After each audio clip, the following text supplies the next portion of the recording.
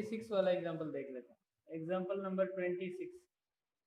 इसमें क्या है, आपको सिद्ध करना है कि 4 बिंदु दिए हुए हैं ए बी सी, ठीक है। तो ए के कोऑर्डिनेट दिए हुए हैं आपको 4 8 12, ठीक है। और बी के कोऑर्डिनेट जो है वो दिए हुए हैं 2 4 6। और सी की कोऑर्डिनेट जो है वो है 3 5 4। और फिर उसके बाद में डी की है 5 8 5, ठीक है। इन चारों बिंदुओं को समतलीय सिद्ध करना है। देखो 4 बिंदु जो है वो समतलीय सिद्ध करना है। तो 4 बिंदुओं को समतलीय सिद्ध करने के लिए बिंदुओं को समतलीय सिद्ध करने के लिए हम क्या करेंगे, करने के लिए 3 सदिश बनाएंगे। कितने सदिश?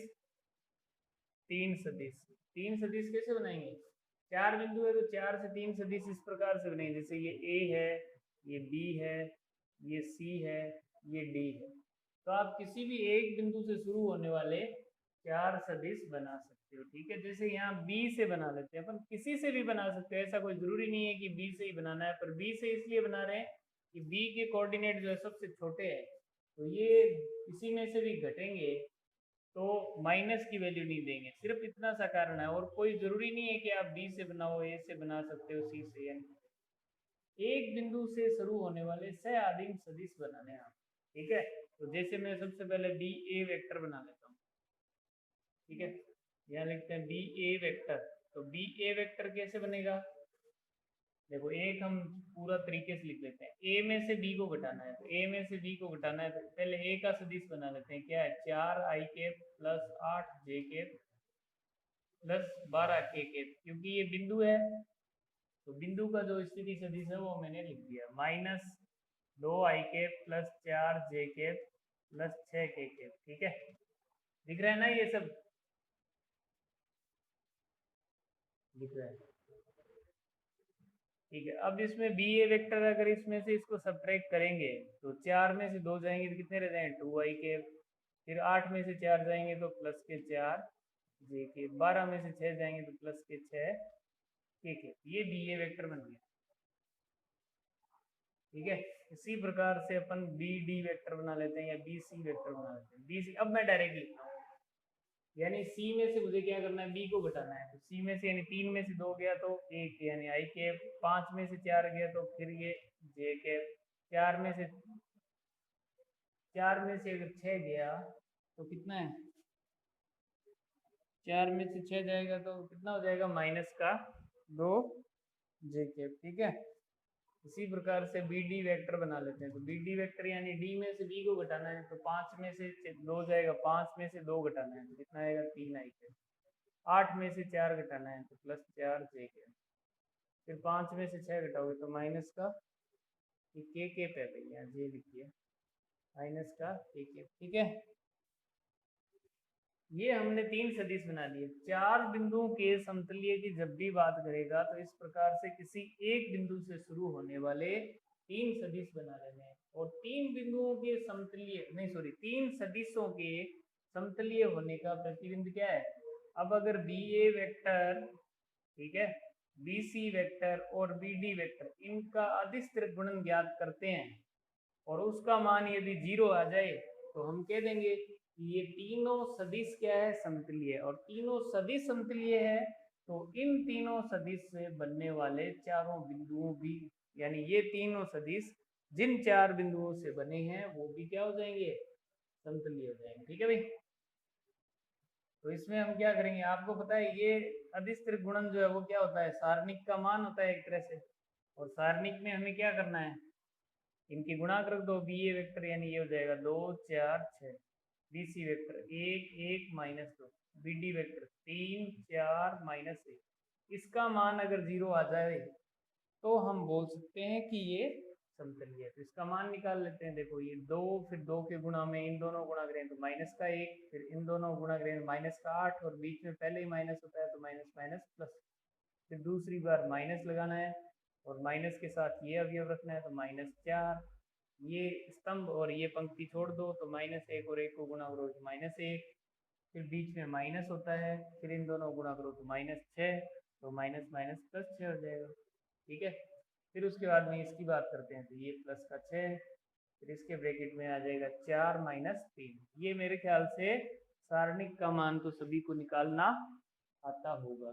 ठीक है, अब अगर इसको हल करेंगे तो ये हो जाएगा, देखो यहाँ से कितना आएगा 7, माइनस का 1 और 8 7, तो 7 दूए 14, फिर यहाँ से प्लस का 5 और 12 माइनस का 4, तो माइनस का 20, और यहाँ से 4 - 3 1, 1 को 6 से गुणा करें तो 14 और 6 20, -20 कितना हो गया 0। ठीक है, अब हम बोलेंगे अतः B A vector comma B C vector comma B D vector समतलीय है। समतलीय है, अतः बिंदु जो है ए बी सी डी भी क्या होंगे, समतलीय होंगे। समतलीय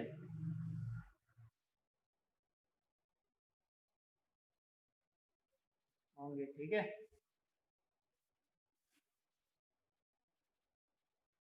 ठीक है भाई, ये एग्जांपल नंबर आपका 26 हो गया। ठीक है, ये 4 बिंदुओं को समतलीय करना होगा। ठीक है,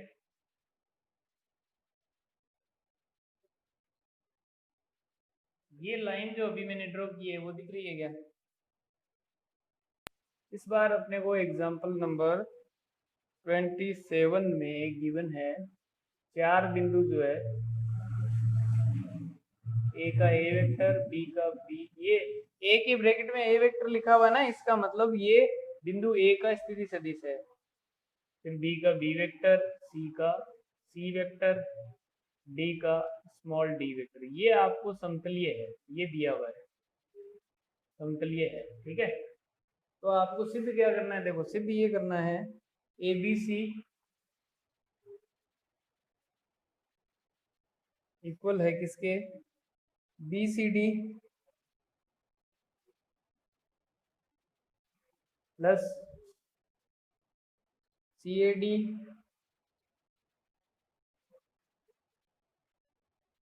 प्लस ए बी डी के इक्वल सिद्ध करना है। इनके इक्वल अपने को ये सिद्ध करना है। ठीक है, तो देखो 4 बिंदुओं के समतलीय होंगे तो हमें अभी अभी हमने जैसे पढ़ा है, ठीक है, 4 बिंदु समतलीय होंगे यदि उनसे बनने वाले 3 सदिश, यदि उनसे बनने वाले 3 सदिश जो है वो समतलीय हो, और वो समतलीय होने का मतलब कि उन तीनों सदिशों के अदिश त्रिगुणन का मान 0 होना। तो जैसे पिछली बार तो हमने 20 से शुरू किया था क्योंकि 20 सबसे छोटा था।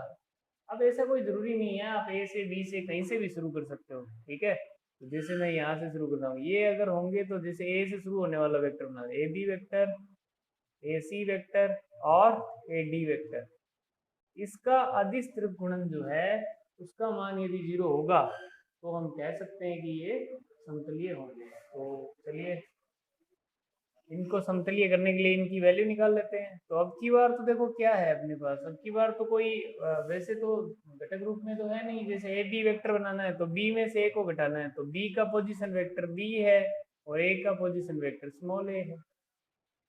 ऐसे ही ए सी वेक्टर बनाएंगे तो सी में से ए को घटाना है तो सी वेक्टर माइनस ए वेक्टर।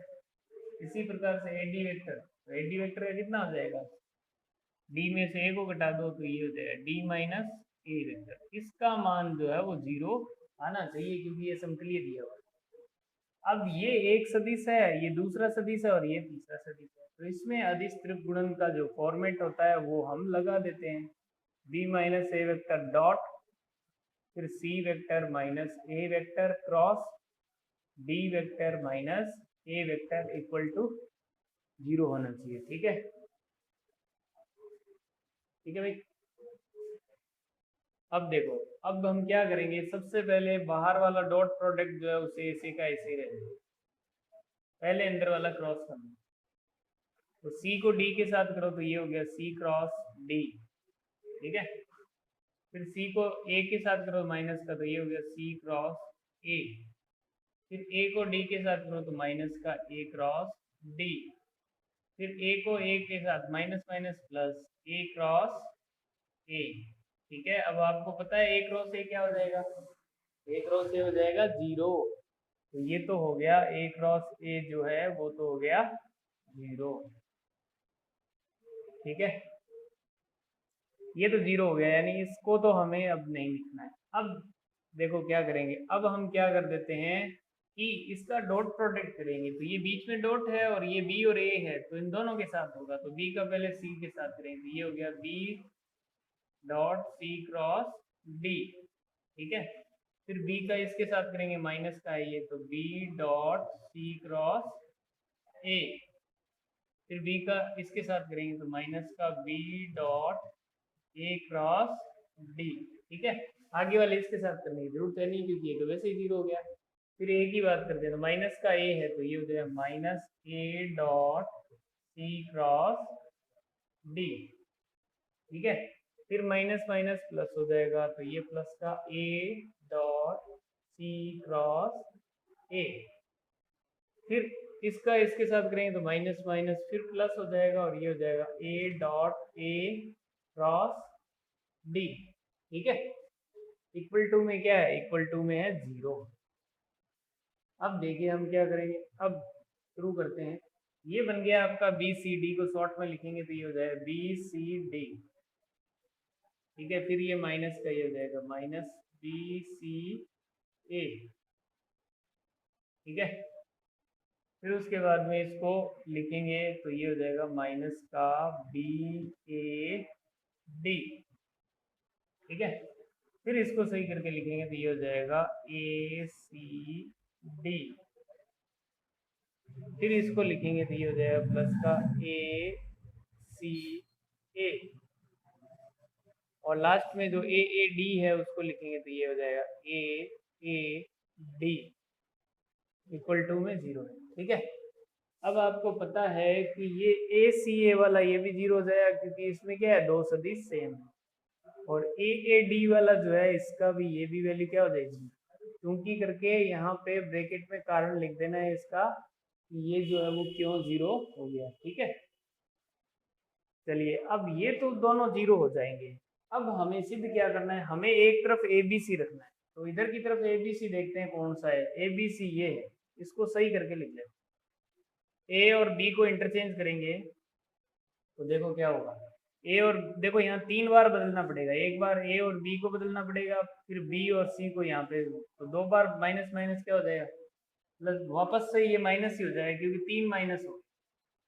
तो ये तो हमने माइनस ही रख लिया और ये बन गया ए बी सी। ठीक है ना, क्या किया है हमने, 3 बार इंटरचेंज कर दिया इनको, सॉरी 2 बार, 3 बार नहीं, एक बाहर माइनस है, 2 बार इंटरचेंज करने से 2 माइनस और आ जाएंगे, तो 3 माइनस हो गए। और हमें क्या चाहिए, बी सी डी चाहिए। तो बी सी डी है क्या, बी सी डी बिल्कुल है, तो इसको ऐसा ही रहने दो, बी सी डी।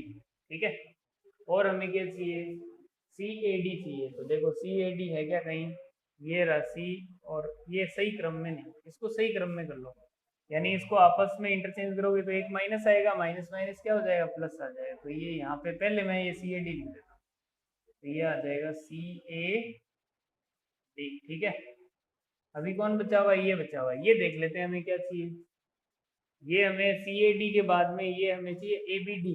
तो अभी क्या है, ये बी ए डी है, तो इसको इंटरचेंज और करेंगे तो ये भी माइनस माइनस क्या हो जाएगा प्लस, ये हो गया ए बी और ये डी, और इक्वल टू में क्या रहेगा, ये रहेगा।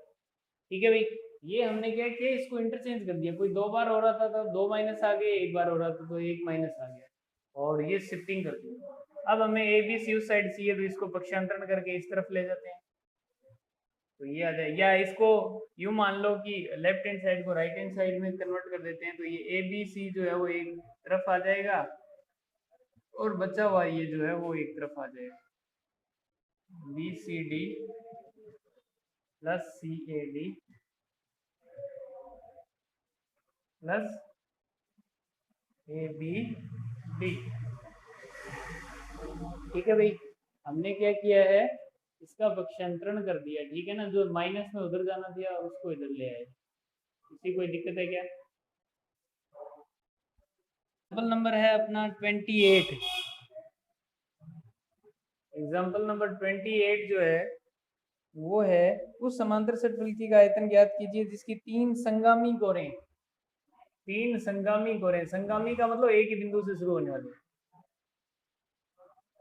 संगामी कोरें। ए वेक्टर आपको पहला सदिश मान लेते हैं, वो दिया हुआ है 2i - 3j + 4, 2 - 3j + 4k, ठीक है। और बी वेक्टर जो है वो दिया हुआ है आपको i + 2j - k, i + 2j - k। और सी वेक्टर जो है वो आपको दिया हुआ है 2i - j + 2k, 2i - j + k, ठीक है। इनका आयतन ज्ञात करना है। तो इसमें आयतन के लिए तो हम क्या करेंगे, समांतर षटफलकी का आयतन ज्ञात करना है। तो समांतर षटफलकी का आयतन जो है वो होता है यानी ए बी सी का तिरक गुणन, ठीक है। और फिर इसके आगे हमें लिखना है घन इकाई। ये ध्यान रहे, इसका आधा नंबर कट जाता है क्योंकि आयतन में क्या होता है, घन इकाई होता है। बुक में अगर इकाई लिखा हुआ तो उसे भी घन इकाई कर देना। और आयतन और क्षेत्रफल यदि ऋणात्मक आ भी जाते हैं तो उन्हें हम धनात्मक कर देते हैं, ठीक है ना। तो ये भी अब फिर ये 4 का करेंगे तो ये -1 और ये -4, ठीक है। तो ये आपका आ जाएगा, यहाँ पे कितना हो गया, ये 6 और ये हो गया यहाँ पे -12 और ये हो गया -20। अब -26 आ रहा है, इतना ही आ रहा है क्या आंसर? तो -26, ठीक है। तो इसको अपन क्या करेंगे, आयतन में धनात्मक ले लेते हैं। तो अतः लिख देंगे हम आयतन क्या है, आयतन है 26 घन इकाई, ठीक है। 13.4 जो है उसका फर्स्ट का सेकंड वाला क्वेश्चन जो है वो मैं बता देता हूँ आपको। ये है 2i कैप, फिर j कैप, फिर k कैप, फिर plus i cap, k cap और j कैप, ठीक है। और फिर plus k cap, j cap और 2i कैप। हमें क्या करना है, इनका हमें इसकी वैल्यू निकालनी है, -1 के इक्वल प्रूव करना है। तो हमें पहली बात तो देखो क्या ध्यान रखनी है, इसमें 2-3 चीजें ध्यान रखनी है। एक तो देखो हमने पहले निकाला था कि i j k की वैल्यू है, ये हमेशा 1 होती है। अगर निकालना चाहो तो आप निकाल सकते हो 1 0 0 0 1 0 0 0 1, इस सारणिक का मान 1 आएगा, ठीक है। तो i j k जो है इसका अदिश त्रिक गुणन जो है वो कितना होता है, 1 होता है, ठीक है। और वैसे भी अगर इसको इस प्रकार से देखो i dot j cross k से, तो देखो j क्रॉस k क्या होता है, ये i होता है, फिर i डॉट i हो गया। तो i डॉट i कितना आ जाएगा, 1 आ, ठीक है। तो इस प्रकार से इसकी वैल्यू तो कितनी होती है, 1 होती है। तो हम क्यों ना कोशिश करेंगे सबको i j में बदल दें, ठीक है। अब दूसरी चीज, एक बात ये ध्यान रखनी है कि अदिश त्रिगुणन जो है ये ए बी सी है मान लेते हैं। तो ए बी सी के अंदर कोई बाहर से किसी संख्या को अंदर गुणा करना है तो वो किसी एक से ही होगा, तीनों से नहीं होगा। ये सारणिक का गुण धर्म है, सारणिक वाला चैप्टर पढ़ेंगे जब आपको बहुत अच्छे से बताएंगे। ये जो है किसी एक से गुणा होता है। जैसे 2 को अंदर गुणा करना है, 2 आप चाहो तो 1 से गुणा कर लो, चाहो तो b से गुणा कर लो। जैसे मैंने यहाँ 2b से गुणा कर लिया, ठीक है। इसी प्रकार से जब कोई अंदर से संख्या, जैसे मान लेते हैं इसके साथ k है गुणा, जब अंदर से कोई कांस्टेंट संख्या को बाहर कॉमन लाना हो तो भी वो किसी एक के साथ कॉमन, एक के साथ गुणा में है तो वो बाहर आ सकता है, ठीक है ना। अंदर गुणा करना है तो भी किसी एक सदिश से करना है और बाहर कॉमन लाना है तो भी किसी एक सदिश के गुणा से ही लाना है। ये सारणिक के गुण धर्म है। सारणिक में रख के आप देखोगे तो वैसे पता चल जाएगा। और सारणिक वाला चैप्टर अपने पढ़ा नहीं है इसलिए आपको पूरा डिटेल में वहां बताएंगे। तो देखो यहाँ सबसे पहले ये आई के साथ कौन है, 2, तो इसको मैं बाहर ला सकता हूँ। ये हो गया 2i कैप, यानी पहले हम लेफ्ट हैंड साइड ले लेते हैं, तो 2 को बाहर ले आएंगे तो ये हो गया i कैप, j कैप और ये हो गया k कैप, ठीक है। फिर उसके बाद में देखो ये है i k j, तो इसको भी आई जे के की फॉर्म में कन्वर्ट कर लेते हैं।